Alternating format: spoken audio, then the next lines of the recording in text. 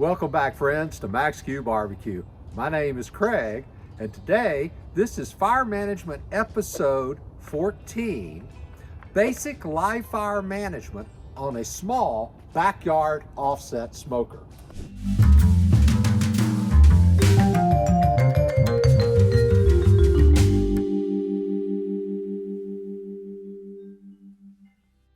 Today, we're going to smoke an 18-pound Sam's Club Choice brisket.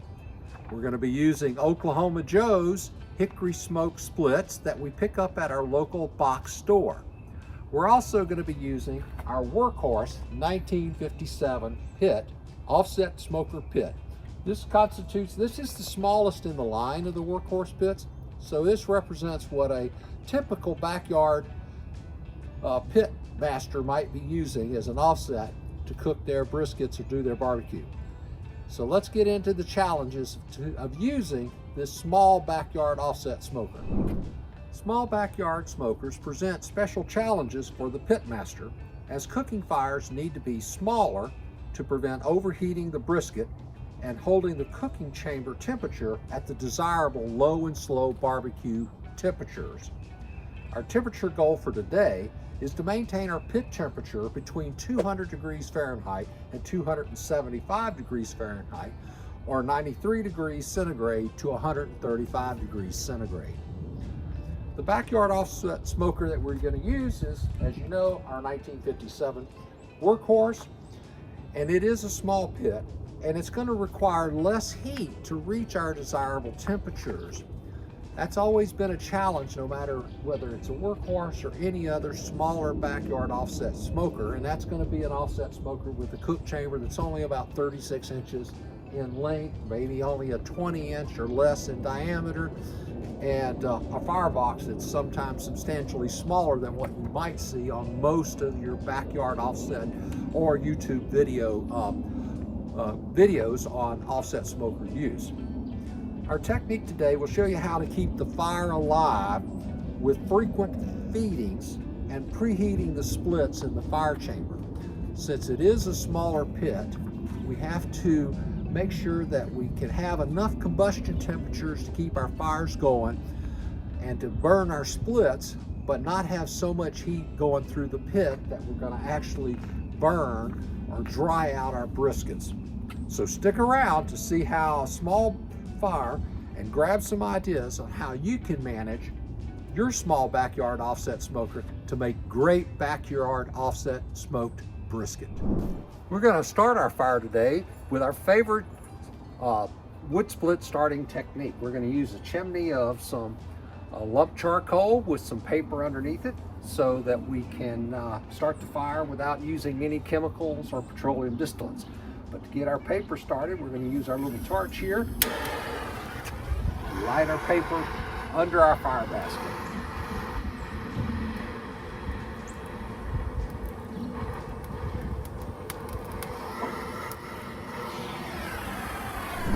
All right, friends, it's almost 12 o'clock noon here, and we're going to go ahead. Our charcoal chimney is completely ignited now, so we're going to build our wood split fire with our hickory. So let's empty out our charcoal basket. There we go. Got that emptied out. We're going to take our little fire poker here. Kind of spread that around a little bit. Always bring my charcoal a little closer to my door. That way my heat is as far away from the cook chamber as I can. Now we're doing a low and slow brisket today.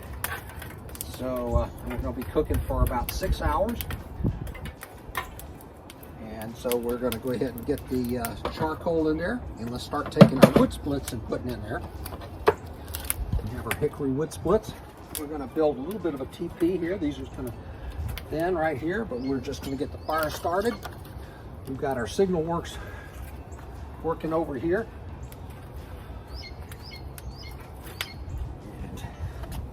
This will be just to get us going and get us started here.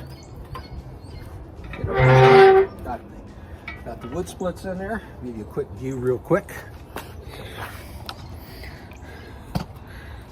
Got the wood splits in the fire on the charcoal bed. Now we're going to close everything up and let the barbecue pit start to warm up. Our current temperature right now, outside temperature is 47 degrees. Pit temperature is 40 degrees. It was a little colder inside the metal chamber there, but we're going to get it warmed up here in just a second. All right, let's get this lid down. Damper's wide open. Get this down and let our fire start moving through our pit. Welcome back, friends. It's been 15 minutes and our pit is up to temperature. In fact, it's a little bit hot. If you look at this thermometer here, it's around 300. And this one's around 300, and this upper one is way up there at 400. So we're gonna start adjusting the air damper a little bit, which is over here on this side, which is pretty wide open. We're gonna shut that down about half of that so we can drop that temperature down. Welcome back, friends. You can see it's about 12:30, so another 15 minutes has passed. Our pit temperatures are now where we want them to be. Our top gauge here is 250, our lower one is 200. Our grill grate is 253. So we got our temperatures, our pit's hot, warmed up, and at the right temperature for smoking briskets. So let's get those bad boys on here.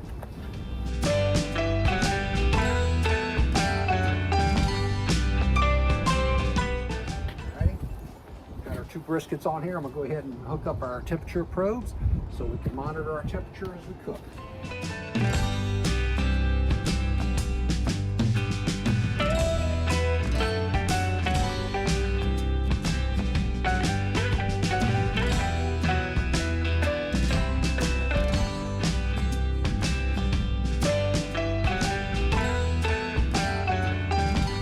Up, let them cook. Okay, friends, it's 12:35. Remember, we started our fire a little over a half an hour ago, but I just want to show you our splits are gone. They're completely burned down.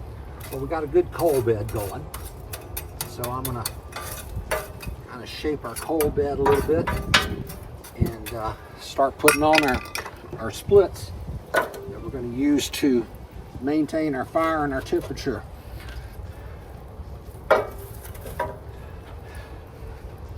We're going to go with 3 here since it's early. See how that does. Notice I've got these grates choked down pretty good there. It's a cold day today, a lot of wind today, so we're probably going to see a lot of fluctuations in our temperatures. Okay, we'll see you back when it's time to check our fire again, probably in about 30 minutes. It is 5 after 1. Our pit temperature is about 245 degrees at the grate, which is our sweet spot for our smoking our brisket. But it's been about 30 minutes since I put those splits on there, so let's take a look and see how we're doing. And looks like we're doing pretty good. Our split up here is burned pretty well, so I'm going to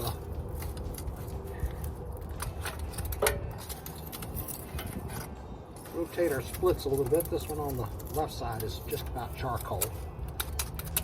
And I've got that and that. And what I'll do is I'll go ahead and put a couple of more splits on here just so they can heat up. Put them off to the side for the next feeding.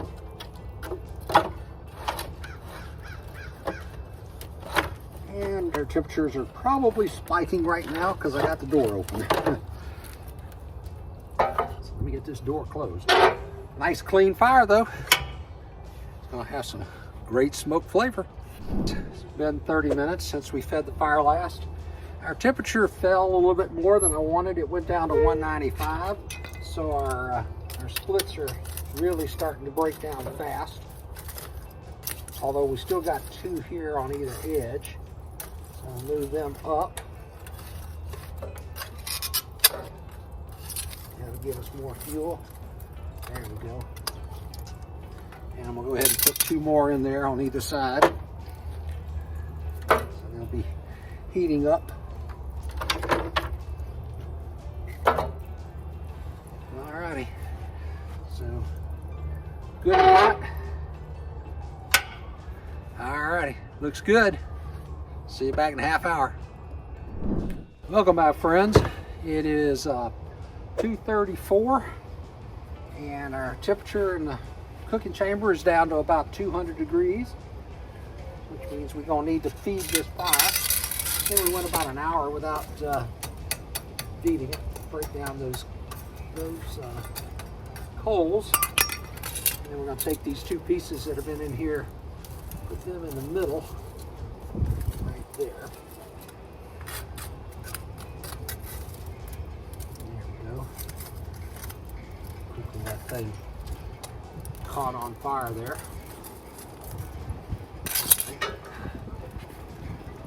We're going to put some more pieces in there. That side. This one on that side.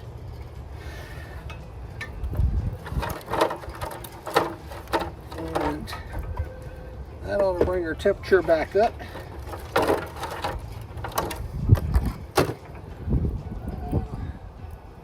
Close this up so it doesn't burn too fast. Alrighty, there we go. We'll see you back in a half hour to 45 minutes. As you can see, it's 3 p.m. and our temperature in our fire chamber has fallen to 188 degrees. So we've got to do a little fire management here. Those splits that we moved to the middle are completely burned out and turned into coals. So we're rotating the two from the outside to the middle, and I'm going to add 2 more on the outside, so they'll be heating up.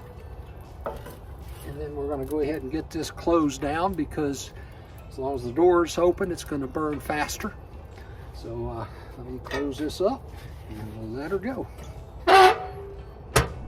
It is now 3:53 and our temperatures have fallen, so it's time to check our fire.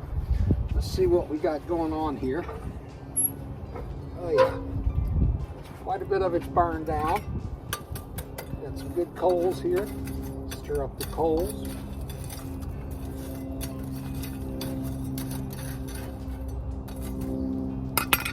Then we're going to move our splits to the middle.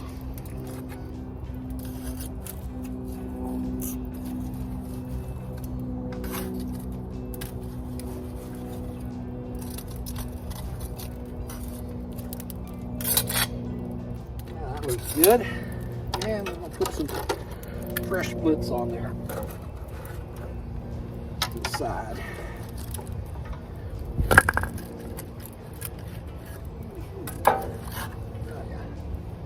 That'll get it temperature back up pretty quickly. Let's close it down so we don't get too much fire going.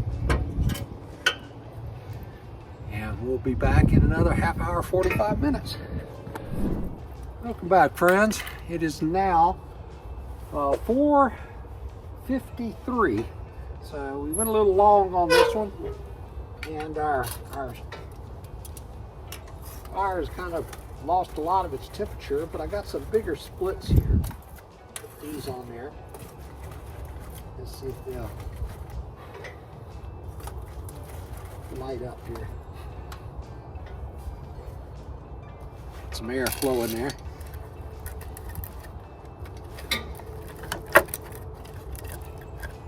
There we go.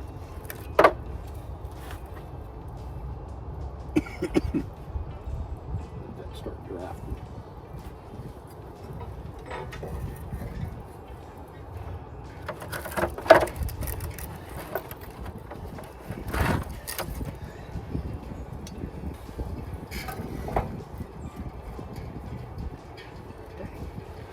Alrighty, she's a rolling. See you back 30-45 minutes. Our temperature had dropped. It's 5:37 p.m. Our temperature dropped to 200 degrees. So we rolled our splits from the edges to the middle, and we put a couple of new ones out here on the outside edge to be warming up for when we're ready to feed it again. So those splits lickety split. So let me go ahead and shut this down so we don't get it too hot in the chamber. Welcome back, friends. It is now 6:30 and our temperature is dropping again on our pit. So it's time to check our fire here. All of our splits are breaking down really nicely into coals. We're gonna move our ones that we got warming up over here on top of the fire. Uh-oh, ring light went off. Well, let's try this again. Well, maybe the battery's dead. Alrighty. Well, we'll just do it by flashlight. Well, we got the fire stoked up, so we're gonna put a couple of more splits on there to get them warmed up, and we'll come back in probably another 30-45 minutes. Welcome back, friends. It's 7:15 and our temperatures are around 200 degrees again. So we're going to come out here and stoke up our fire. This will be the last time we feed the fire, because after this we're going to pull the briskets off, carry them inside, and finish them in the oven. So what we're going to do is we're going to move our little splits to the middle here. Get a little extra fire going, and then we'll let this burn out. Next time we see you, we'll be pulling the briskets off the pit. Welcome back, friends. It's a little bit after 8 p.m. We've taken our briskets off the pit and brought them inside. So now we're gonna finish them in the oven. So the first thing we're gonna do is I've got some beef tallow here. I'm gonna just pour a little bit of this smoked beef tallow over the surface of the briskets there.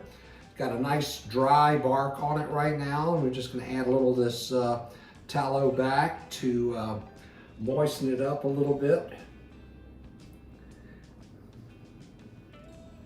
There we go. That'll moisten it up a little bit. And the other thing we're going to do is we're going to use a can of Campbell's beef broth on each one of these, and then we'll put them in some aluminum foil and put them in the oven at 225 degrees. Again, we're just going to kind of pour this over the top. Make sure we try to get them moist and juicy, and we'll wrap them up. The internal temperature of our briskets is around 150 degrees right now, which is a good temperature to transition. We've had a chance for a lot of the fat to render and get soft, and now we're just gonna, it's taken up all the smoke it's gonna take. They were on the pits for a little over 6.5 hours today. And now we're gonna finish them in the oven at 225. The reason I do it 225 is I don't wanna cook them too fast. I'm gonna go to bed, and if everything works out right, by tomorrow morning, they should be done. So we'll see you in the morning. Let's examine the smoker temperature chart to see how our fire management affects the cooking temperature. The first thing that you will notice is the temperature variations that naturally come from the live fire cooking on a small offset smoker. You may be concerned about the variation in temperature, but I can assure you that it is the cumulative impact of the heat that cooks the brisket, as long as you stay within the best temperature range for low and slow cooking. For me, I want the temperature to stay between 200 degrees Fahrenheit and 275 degrees Fahrenheit for my low and slow brisket. Keep an eye on things so you can keep the temperatures from rising too high. I hold lower temperatures by using smaller splits and controlling the airflow across the splits. Remember, it's fuel plus oxidizer or oxygen that is necessary for combustion. Limiting either of those two ingredients will adjust your temperature. In our case, we use smaller splits to make the fire smaller, and we shut down the oxygen to also slow the burns rate. In my workhorse pit, the air flows across the middle of the bottom of the fire chamber. just happens to be where the butterfly is set and the fact that we're cooking on a rounded bottom cook chamber. The splits in the middle get the airflow and burn faster. The splits on the side heat up and burn very slowly. The coal bed maintains the heat in the cook chamber and burns slowly, as the air can only flow over the top of the coal bed. In other techniques that I use, such as with a fire basket, air can flow all around the coals. So fire management is going to be different with other techniques than with the technique that we used in today's video. As the pit absorbs more heat, I can switch to larger diameter splits for longer burn time. The pit has enough thermal mass to keep the splits at a combustion temperature for clean burning smoke. Notice in some later points in the temperature cook chart, you had longer burn times as I started increasing the split sizes. In today's cook, the burn time was 7 hours and 58 minutes, and cook time was 34 minutes less at 7 hours and 24 minutes. Another big aid to monitoring your fire, and in my case, I use the ThermalWorks Signals Pro with its Bluetooth and Wi-Fi capabilities so I can monitor the temperature of the pit from inside the house. When I notice the temperature dropping down towards that 200-degree Fahrenheit level, I know it's time to go out and feed the fire and make adjustments.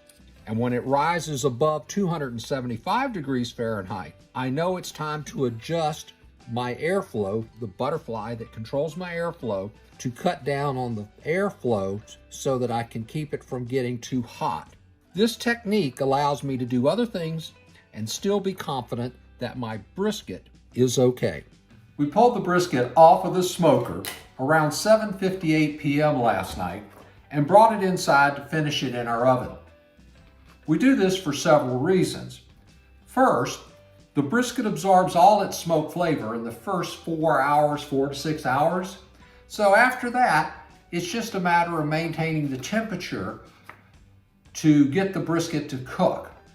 Second, during that second half of cooking with the brisket, we want to take advantage of a special reaction that takes place within the meat and the proteins of the brisket. That reaction is what softens and tenderizes and actually makes the brisket more moist for when you go to serve it. And that reaction is the breakdown of collagen in the presence of water to become gelatin, which gives you that nice juicy texture and flavor to your brisket. So we need to change the environment of the brisket in order to make that happen. Now, you've watched any brisket videos, you know most people do this by wrapping the briskets. You'll see some people with a preference towards wrapping it in butcher paper. Others wrap it in foil, or otherwise known as the Texas crutch. And some people like a foil boat technique. But you see with mine, I generally like to put my briskets in a foil tray and then cover it with foil. Now, this is a personal preference. Any of the aforementioned techniques will work just fine for your brisket to accomplish that collagen breakdown and that conversion of collagen to gel. But I do this because I also like to harvest that juice off of the cooked brisket, which I save for when I reconstitute my brisket for serving at a later date and time. I never usually have a large crowd over here that I'm serving brisket to, so most of my briskets end up getting put away and frozen in vacuum packed containers so that I can reconstitute them, and I like to have that extra juice to put over the brisket when I reconstitute them. The third reason that I like to bring my briskets inside is I like to control when I'm going to be able to have that brisket ready to serve to my family and friends. And with a 16 or 18 hour average cook time on any kind of the briskets that I cook, being able to bring them in and have them in a controlled oven where the temperature is absolutely controlled and kept at temperatures we're not having to spikes based upon when you feed the fire and so forth and so on, really helps me to do that. Plus I get some sleep because I don't have to do the fire management. So I bring them in the oven and I can set them at a lower temperature. If I need to stretch that length of time out before I'm going to serve the brisket, I'll actually lower the temperature to say 200 degrees in the oven or 225, which will make that temperature rise to our target temperature of around 200 degrees Fahrenheit internal take longer. Now keep in mind, it'll also take a longer time for the temperature, internal temperatures of the brisket to reach that collagen conversion temperature. But you can carefully control that when you're doing that with the oven, and you can see that visually when you look at the temperature charts on these cooks. So we got the brisket out of the pit, we got it in the oven, we brought it in last night around 7:58, and we got up around 7 o'clock in the morning and turned off that oven, and we just let it sit in the oven and let it cool naturally. This is our rest period, and during our rest period, the temperature of the outside of the brisket tends to soak into the inside of the brisket and becomes what we call a heat soak period, and it equilibrates across the entire brisket. And that's what our rest period does, and it allows moisture and fluid to soak back in and for that gelatin to distribute it across the whole brisket and give it that nice, wonderful, soft, pull-apart texture that you really like in that low and slow brisket. Welcome back, friends. It's the next day. It is 1 o'clock in the afternoon. Our briskets are down around 120 degrees. They've been resting since about 7:30 this morning when I turned off the oven. So we're gonna go ahead and take these out and slice it up and do a little taste test on it. Get this off of here. Oh boy, let's get this as the point. Ooh, look how nice and flexible that is. What I'm gonna do is I'm gonna do our Klimzak family burn-in cuts. I'd like to cut off the edges or the burn ends and save those. Now that's a little bit of a thin piece, but look at that smoke ring there. Very nice. It's also probably the best part is the burn ends. We love those burn ends. Usually take and cut them up into little cubes. So let's give it a taste test. Nice and tender. Boy, you can really taste that smoke on there. That is awesome. So I'm gonna go ahead and finish cubing up this piece.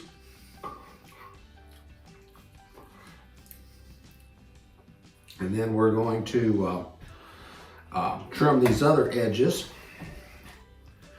See which way my grain's running.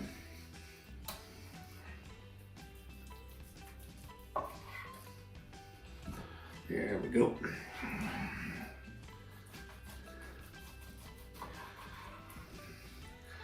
Now those will all be burn ends. And square this off. And these slices will be my brisket point slices.